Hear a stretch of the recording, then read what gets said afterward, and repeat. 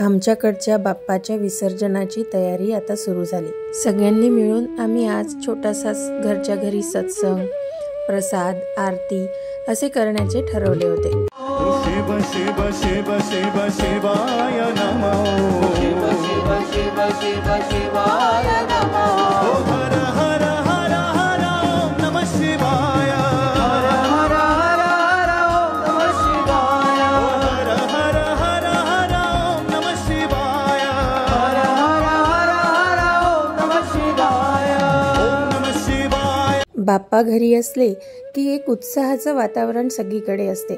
दररोज सकाळी आरतीची घाई आणि त्यानंतर होणाऱ्या मंत्रपठणाने सगळीकडचेच वातावरण अगदी पवित्र होऊन जाते। दुःख करता दुःख हरता वार्ता विघ्नाची, नुरवी पूर्वी प्रेम कृपा जयाची, सर्वांगी सुंदर उटी शेंदुराची, कंठी झळके माळ मुक्ता फळांची।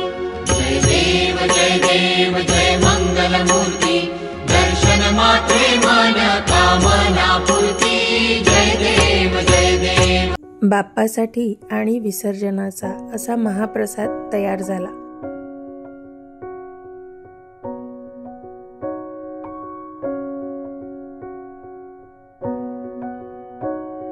आणि सगळ्यांनी हा महाप्रसाद अतिशय आनंदाने ग्रहण केला।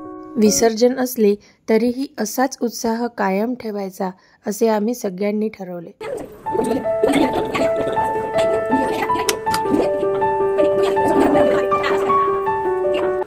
गणपती बाप्पा मोरया, पुढच्या वर्षी लवकर या, एक लाडू फुटला गणपती बाप्पा उठला, गणपती गेले गावाला चैन पडेना आम्हाला, मोरया रे बाप्पा मोरया रे, मोरया रे बाप्पा मोरया रे, मोरया रे बाप्पा मोरया रे, मोरया रे बाप्पा मोरया रे, गणपती बाप्पा मोरया, पुढच्या वर्षी लवकर या।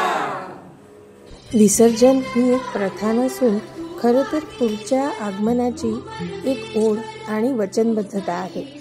जेव्हा आम्ही विसर्जनाला निघालो तेव्हा मुसळधार धो पाऊस बाहेर चालू होता आणि रस्ते सगळे पाण्याने तुडुंब भरले होते, पण प्रत्यक्ष विघ्नहर्ता सोबत असल्याने कोणतेही विघ्न आले नाही आणि विसर्जन अगदी उत्साहात पार पडले। बाप्पाच्या येण्याने जो आनंद आपल्या जीवनात आलेला आहे तोच आनंद आता सगळ्यांसोबत वाटूया आणि सगळ्यांच्या निरोगी निरामय आयुष्याची प्रार्थना बाप्पांच्या चरणी करूया। धन्यवाद।